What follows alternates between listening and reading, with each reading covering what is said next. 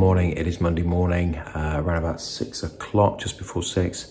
I find Monday morning the hardest day of the week to get up. After the weekend and having a lie-in on Saturday, partly on Sunday, we ice skate on Sunday, is always difficult. But had that dilemma, that self-talk going on, stay in bed, but got up nonetheless. So in a pretty good position in terms of my trades that I analysed yesterday. I think 4 out of my 5 trades are all fully protected, which means that I just need to hold them. There were no new signals showing up.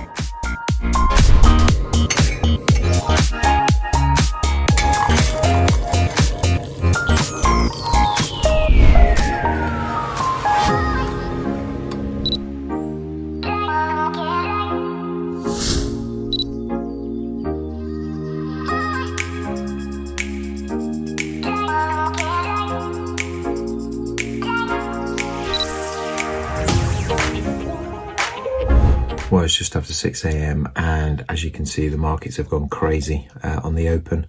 Coronavirus fears seem to have sent bids heavily into Swiss franc, Japanese yen.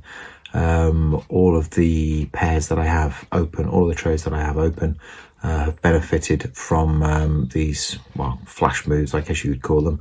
US dollar, Canadian dollar in particular. Due to the there's been a fall in the oil price for whatever reason. Doesn't really matter what the reason is, but there has. That has sent bids into US dollar CAD. So a number of my TE targets, I think 2 TE targets, these are targets that I put just inside the SIG 1 levels, have been hit. So there's a bit of work to do this morning that I hadn't expected, but what a surprise open to the markets. Just shows you always need a stop loss, but you always run the risk with flash moves like this of a price running through your stop and you're getting out at a worse position. But luckily this morning, all the moves in the market, the volatile moves in the market, have been in favour of the trades that I'm in. So the first blog post written in a while, and shared the 4 videos there. You can read this blog post where I introduce the new Braveheart strategy at stgforex.tv. That's stgforex.tv.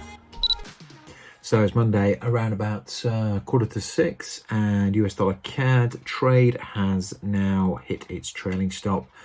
So I'm out of that trade. That was for a nice profit there. So markets really seem to be favouring me, at least in March, and also some of the trades that are still open from February also doing the same.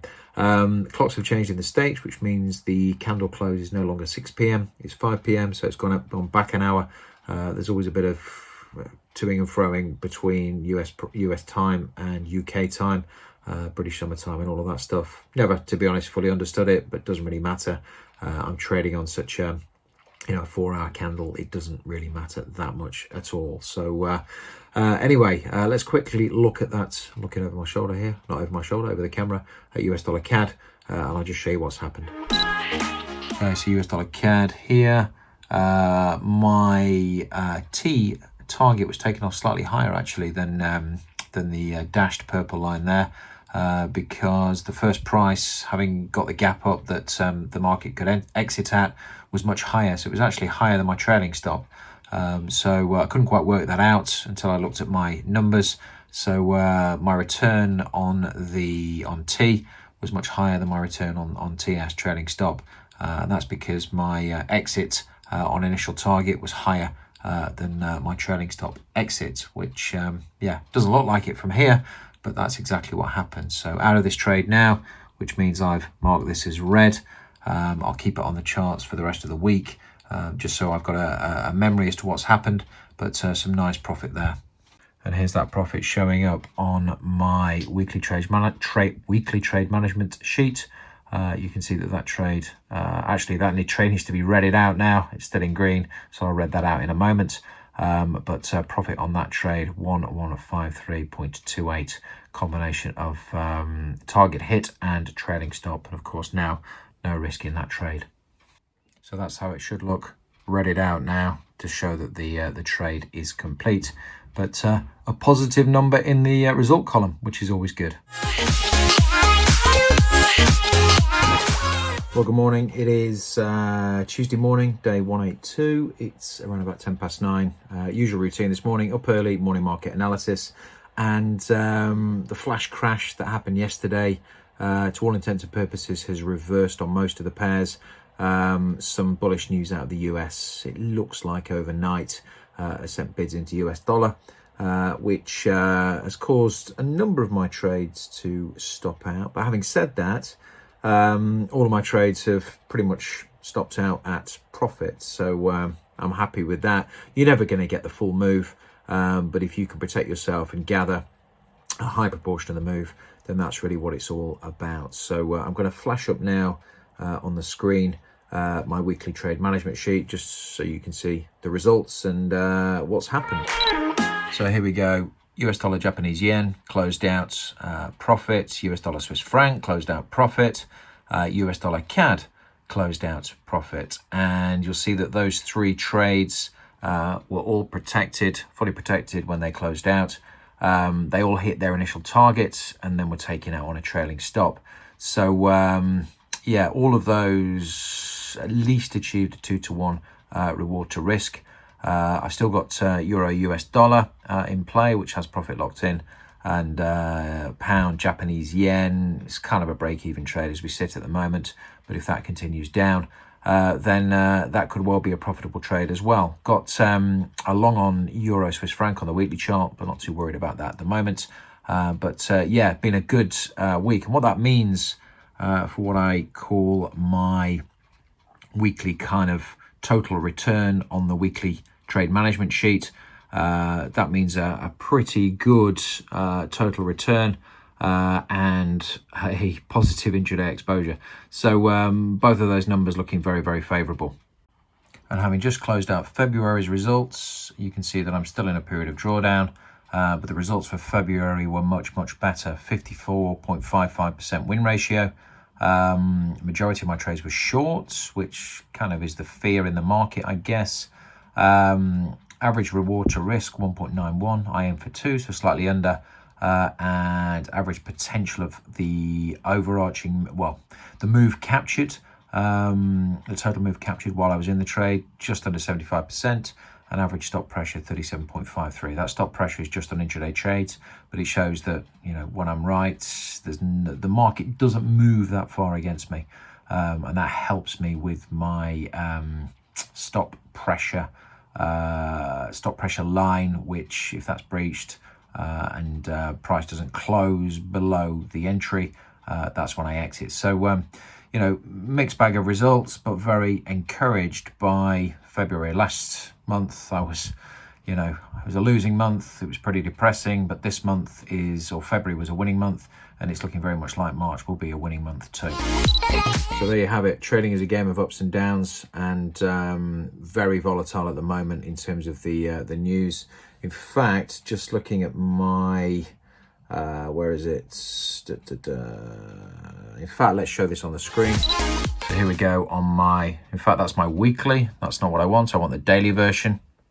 Having said that, the weekly tells a similar story. 14 of the pairs that I trade out of the 23 pairs were non-determinant ND in terms of their direction of travel, which shows massive uncertainty in the market and I guess non-trending markets.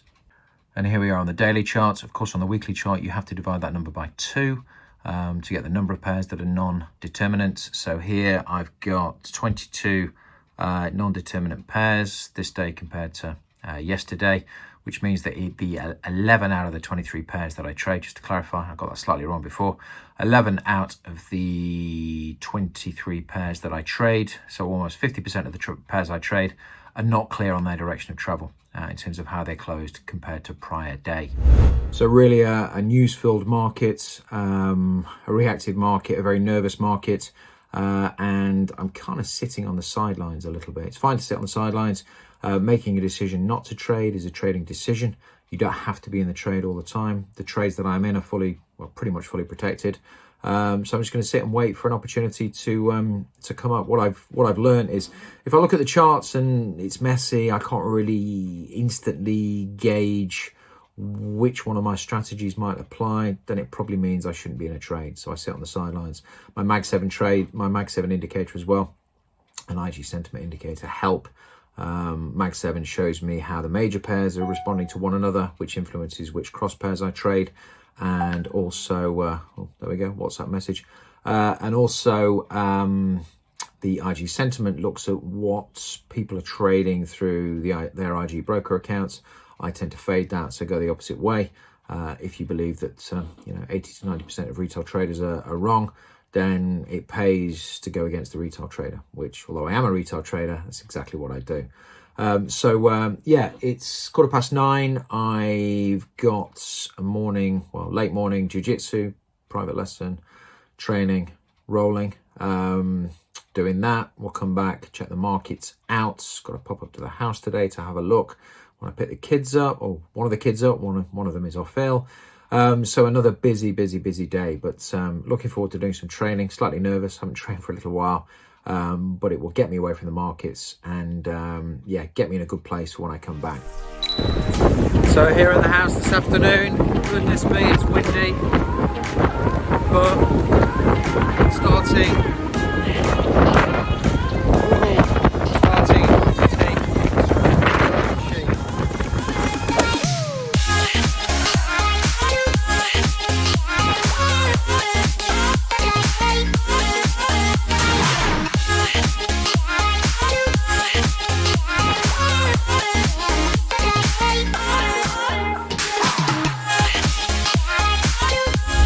So it is Wednesday afternoon, around about 4:30. I've just come into town, got a meeting. Day's kind of got away from me. Struggled to get up this morning.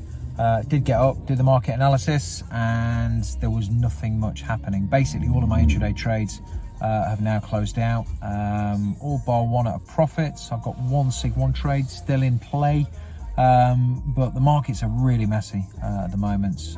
The flash crash of Monday, if that's what people are calling it.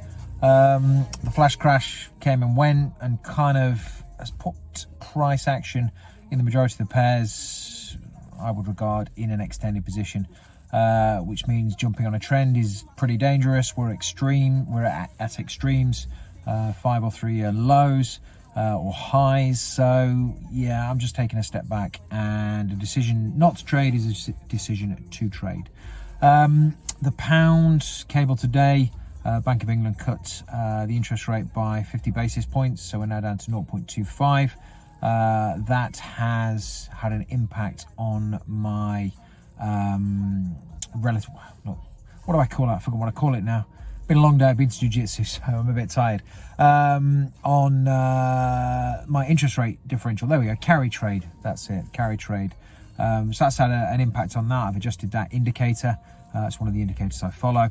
The pound has dropped 200 points. I wasn't in a cable trade. Too dangerous to be in a cable trade on the day of the budget, so I steered clear. Anyway, so that's about it for today. I'm going to go and have this meeting. I'll check in tomorrow and see where the market is, and hopefully the market will present me with some opportunities. Well, good morning. It is Friday, the 13th of March. Boys, what does that mean? Friday unlucky for some. Stop it. Markets are still bearish pretty much across the board. Coronavirus, COVID-19 is causing mass panic. We're awaiting, thank you Charlie, awaiting news in the UK about what the next stage might be. Yeah, I shorted the pound this morning cable, shorted I think it was CAD Japanese yen. Yeah, range break on pound, US dollar, full house on CAD Japanese yen, or was it CAD Swiss franc, one or the other, doesn't really matter. So just wait and see what happens. So got to get these kids into school. There's talk in the UK of closing the schools down. Let's hope that they don't do that. So it's 10 to 6 on Friday afternoon, Friday the 13th. Unlucky for some, but in terms of my trades, yeah, not too bad actually. So maybe not unlucky for some. So I'll just do a quick run through now as to what's happened and where I am. On cable, range break strategy entered this morning. almost halfway to TE, which is the target just above the SIG 1 level. So nearly at a 1-to-1. That's been falling pretty much all day. CAD, Swiss franc short. This is full house strategy. We're kind of stuck between these two SIG 1 levels, the 3-year low and the 5-year low. Yeah, I had expected a bit more of a push down today. There's nothing to do at the moment. I am looking for a close below my entry to stay within this trade, but that's probably a decision now for Monday, and I'll probably hold this trade over the weekend. My SIG 1 trade on Euro Swiss franc long has kind of laboured for the last couple of weeks at the 3-year low. Almost stopped out, but not quite. So holding this, I want to see where this closes at be 9 o'clock tonight, actually, with the hour difference, and then make a decision on whether to cut it or keep it into next week.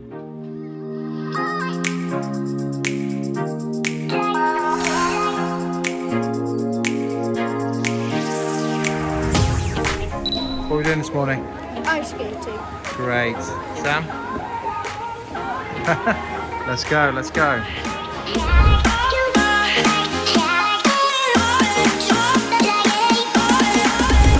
So we're at the ice arena this morning. It is a little bit quieter than usual. All over the news, coronavirus and what have you. But we braved it out, less than at 9:15 rather. Half an hour, then we'll get home to the safety of home. Stories, I'm a fool for your love.